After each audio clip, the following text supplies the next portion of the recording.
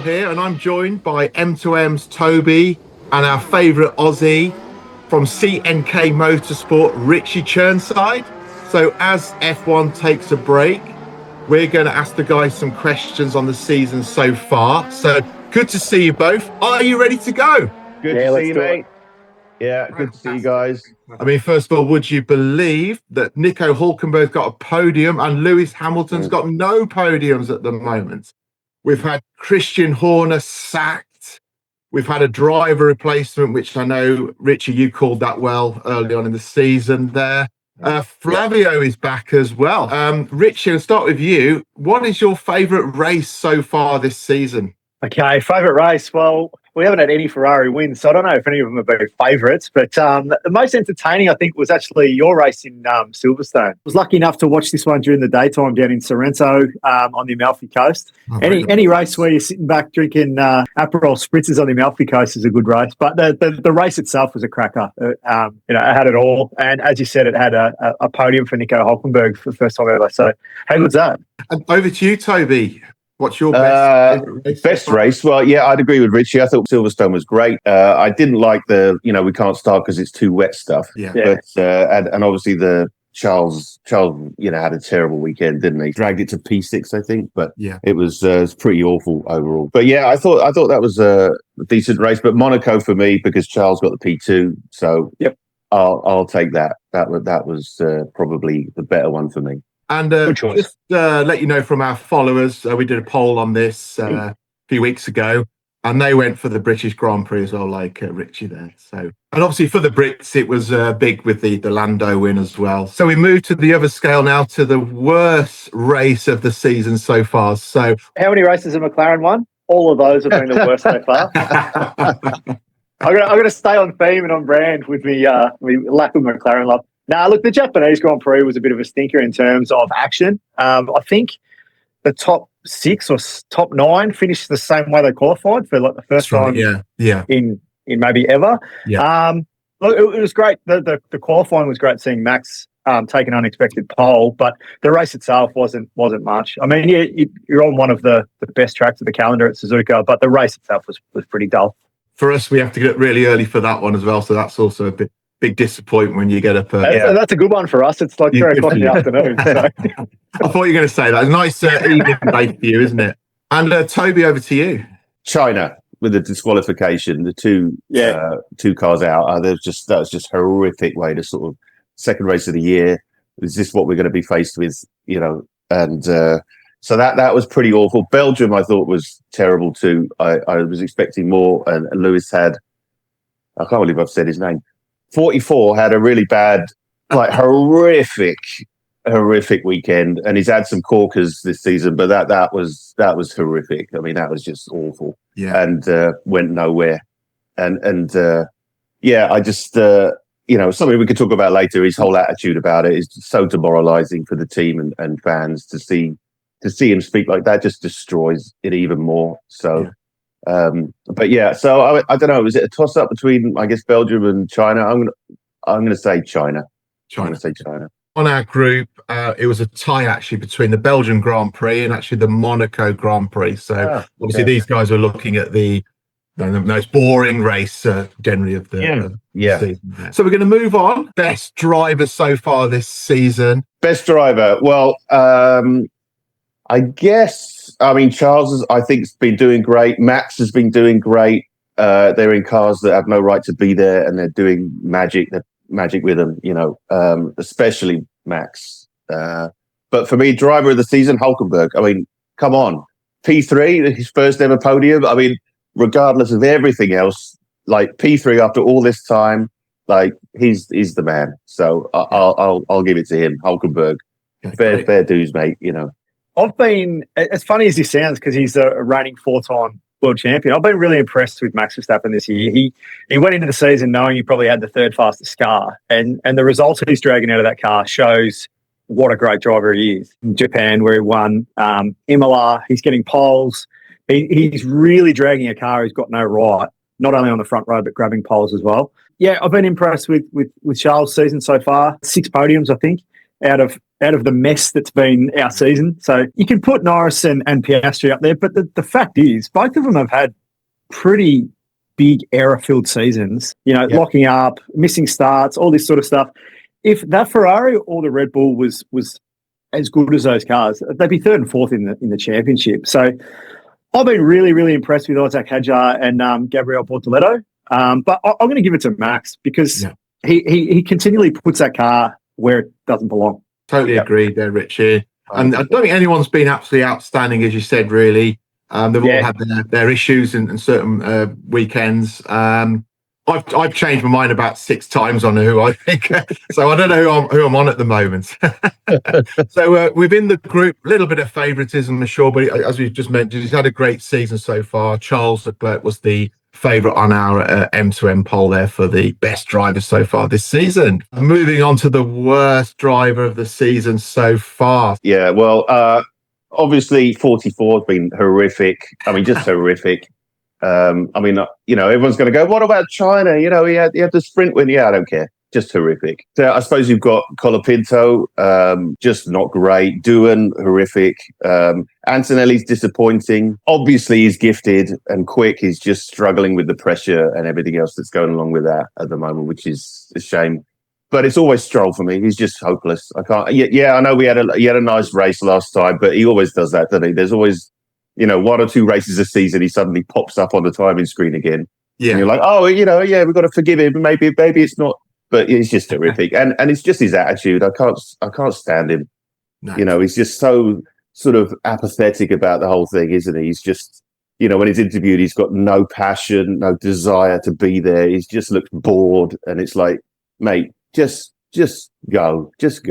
So, you got quite a few in your list there then, Toby. Yeah, but I'm landing on Stroll. You're going to land on Stroll. I started with one thing, and I'm not going to include any of the rookies. So you've got to give them a little bit of leeway. Most of them are in cars that aren't going to win races, aren't going to week-on-week score points. So I'm going to scrub Colapinto and Doohan, even though they've both been pretty ordinary. But 2 drivers who are race winners and should be doing a lot better. The first one we know is going to be Lewis because he's been deplorable. The second one I'm going to put up is Carlos Sainz. I've never been a massive fan of him, but I think against Albon, he should be miles ahead of him, even though he's new car, new team. I get all that sort of stuff. But father of the year for me is Lewis Hamilton. You don't come with 7 titles in the bag and qualify 16th when your partner's on the front row. I don't care what you're doing with a new car, new team. If he's as good as everyone says he is, and there's people in your group who, I won't mention names, who think he's the absolute greatest of all time, all it shows... There's many people that think he's the greatest of all time. Many people do. Yeah. All it shows is from 2014 to 2020, you had a car without a change of rule set and you won every single season. And then when that rule set changed, you haven't won since. It shows what a lot of us have been saying for a long time. Good driver, not the greatest. Has done nothing at Ferrari. I've been disappointed. I've had strong conversations with both of you in private, which will remain in private. He has been so disappointing this year. And I don't know what else to say. So by a mile, for me, it's Lewis. Interesting, the poll on the group. I only put it on yesterday because I've been putting quite a few polls on. So Yuki was leading the way. And then Lewis is the worst driver by the M2M group, I'm afraid. Sorry, Lewis. And the percentage, Lewis got when I last looked, 44%. Best team so far this season. So we're going to start with Richie this time. Pass. Yeah. don't make me say it. Okay. The team leading in constructors they're doing all right. Let's get on to 2026, shall we? So, Toby, what about you? Best team, I've been impressed with Haas, actually. I thought they've done a reasonable job, much better job this year than I expected. And again, they sort of pop up in practice and quali. Suddenly they're, somewhere close to the top 5, which is, I think, is incredible. McLaren, what can you say? They're dominating. They've got to be doing something right. So, and a bit of a shocker, I would actually say Ferrari are doing pretty good, despite everything that's going on with them. The fact that, we are still running second in that championship. And with all the negative stuff and all the, the pressures of Lewis not working out and everything else, Charles is ignoring all of that and just driving. And the team is somehow managing just to do whatever they can do to get through that. And pit stops, they're flawless, to be fair. Every time you see Fred, it's professional and he's to the point and he's ignoring all the media stuff. It's just so much pressure that they're under. So I think they're doing all right. But, I mean, you've got to give it to McLaren. Obviously, they're sorry, Richie. But no, totally they agree. are. Moving on then, we just mentioned worst team so far this year. Well, Alpine, pretty horrific. I think they don't seem to be able to get it together. I'm assuming they're just looking at next year. But Mercedes, I think, have done a pretty awful job, which I'm very happy to see. I just think they've gone from bad to worse. They can't seem to understand this car for a few years now. I think, like I say, it's tough for Antonelli, and I'd like to feel that they are supporting him, because stepping into 44 shoes and with all that pressure and everything else and the expectations to deliver is immense. And I think they've done a pretty poor job. But if I have to pick one, I'd probably go with Alpine. I think they're just not there at all. No. Yeah, I mean, on track, you'd say Alpine. With the three drivers I've had, I mean, Gasly's trying his guts out and has had a couple of good results, but the Colapinto doing things been messy. The off-field thing's been messy. Yeah. Off-track, has been messy. It hasn't been a great year, but we're going to go a bit left field with this one. And the worst performing team is Liberty Media. How you can extend Miami for the next 90 years or whatever, and then put Spa-Francorchamps on a biannual contract. They continually do things that make me scratch my head every year, and this year's been no different. So I'll go Liberty Media. Yeah, good call there, Richie. Yeah, definitely. But yeah, Alpine bringing Flavio back. And when you bring someone back like that, you've got problems. When you've got to go back to the old guard from years ago, because you need to move on, and they're not moving on. They've got to go back because there's nobody there they can think of that can resurrect their season or their. There is nobody there in all teams. There are no new top design. Where's the new Newey? Yeah, like where's the new sort of team principals? Like that are just dominated. Where's the new sort of Ross Brawns? Where are those guys? They're just nowhere. That's why they have to bring these people back, I think, because there's I mean, you've got new drivers coming through for sure, but it's like where's all that other talent? But that's across the field. Like, you have a look. Other than Ferrari, who we've had 5 or 6 different leaders in the last 10, 15 years. Red Bull's been exactly the same. Mercedes has been exactly the same. McLaren's been exactly the same. That's across the board. There's a void there. Yeah, it's been such a stagnant role for every team, which is great, because you want consistency, and that leads to stability, leads to success, all that sort of thing. But Horner has been the only team principal in 20 years. That's an amazing stat. Yeah. And I mean, on the Horner thing, I'm not a Red Bull fan particularly, but I did like Christian Horner. I thought he did. You can't dispute the amount of silverware he's got in his cabinet. You just can't. He brought that team from nothing to massive heights twice. I may be proven to be wrong here, but I think getting rid of him, despite the situations of last year and the fact they're not running great, I think it was a mistake to get rid of him. Yeah. But I'm sure he's had plenty of job offers since he's finished. I think 100%. I think he was probably happy to get out of there in the end in that way, rather than quit. Because Red Bull's going nowhere in the next few years by the look of it, and he would have lots of job offers, and he can now just chill out and no stress.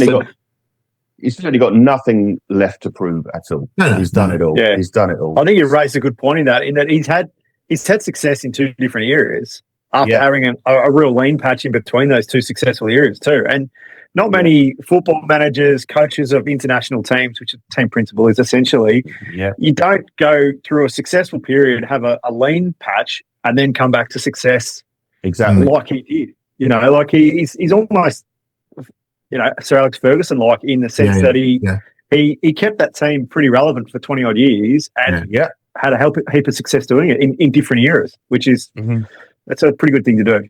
Rookie of the season so far. Yep. Look, if you base this purely off points, you'd say Kimi Antonelli, but I'm not going to say that. I think Gabriel Bortoleto and Isaac Hadjar, if you take out Australia, where they both had pretty ordinary debuts, especially Hadjar, they've been really good in midfield cars. They've got results. They've kept it pretty clean.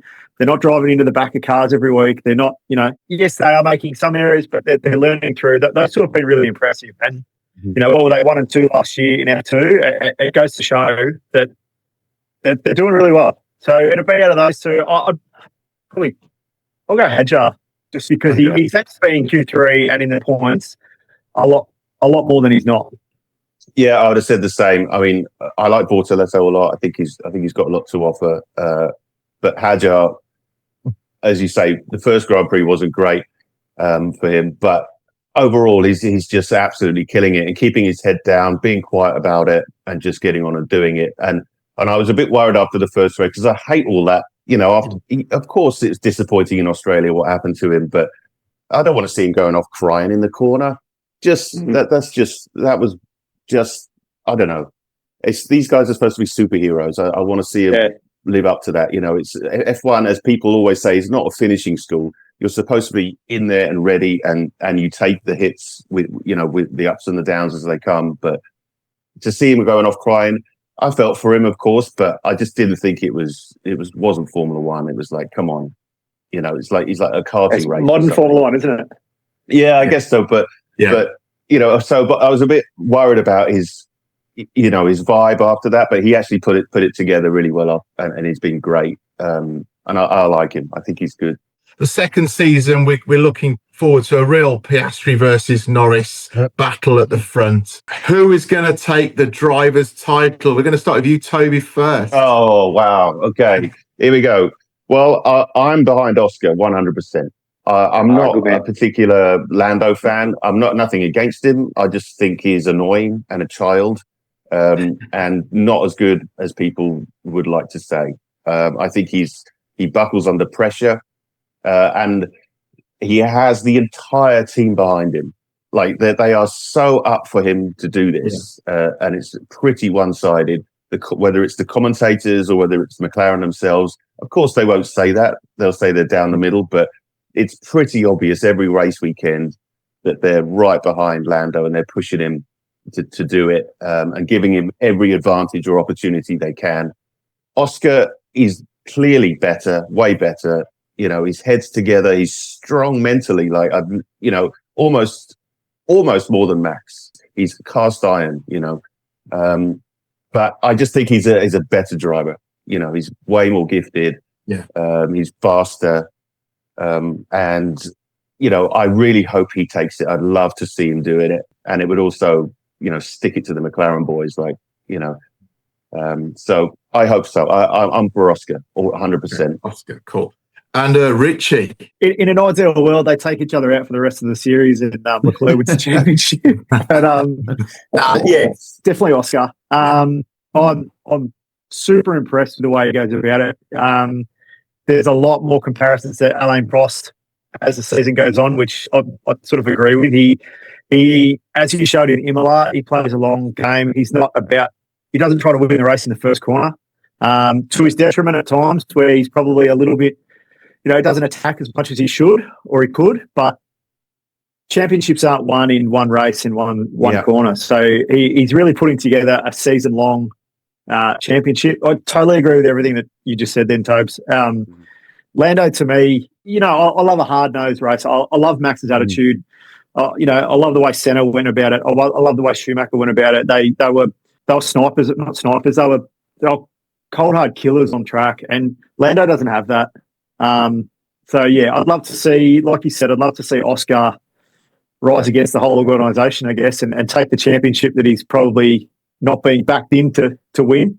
It'd be great for us here in Australia. We haven't had a world champion in 35 years, so it'd be amazing. Yeah, it'd be massive. I think it's our turn to win one. We haven't won one in so long. Yeah. So. Yeah, no, I'm behind you, mate. I'm right there. I've been an Oscar fan since I sort of discovered him in F2. I just thought, who's that kid? And it was so disappointing to see him have to sit a year on the sidelines because he just didn't have the finances together. And thankfully, Webber sorted it out for him and got that drive. But it's pretty. The other thing is, like, we all know how strong Max is mentally. Like, he just defeats people before they even get in the car. Like, absolutely, mentally, he's in their heads. So, and you even, we'll come on to the 44 incident in a minute, but he's the only guy he's really ever worried about is Oscar now. You see it, if Max is starting further back, like fourth or fifth or something, and Oscar isn't on pole, he's not talking about the pole man and getting into turn one first. I saw him interviewed, and all he was thinking about is, where's Oscar? Like, as long as I'm ahead of Oscar, because he knows, he's like, that's the guy, like, who's got it. And if I'm not in front of him, I'm not getting past him easily. And because he'll drive me off the road as much as I'll drive him off the road. Well, if you're saying that Piastri is like Prost, Verstappen is like Senna, it's another Senna versus Prost, isn't it? Yeah, absolutely. Absolutely. Well, let's just hope it goes to the wire, the last race of the season. I'd love that. Maybe the 3 points difference or something like that. That'd be incredible, wouldn't it? So, looking for a bold prediction for the second half of the season. Shall we start with Richie first? Charles Leclerc wins a race. Hey, yeah. And I reckon it'll come in Singapore. But Singapore. Yeah, no, a bold prediction. McLaren gets behind Oscar. No, bold prediction would be Ferrari get their act together and steal one race, maybe two. Well, while I hope that's true, my bold prediction remains the same, which it has been, which is 44 will retire at the end of this year. That's my bold prediction. I know he's all signed and he's selling all this crap, but I think he's done. He's going to take this summer break. What's happened? And am I up for this? Can I do this? Can I take it back and win another world championship? I think he's going to say, you know what? I'll either ride it out my 2 years and I'm gone, or I might as well go now.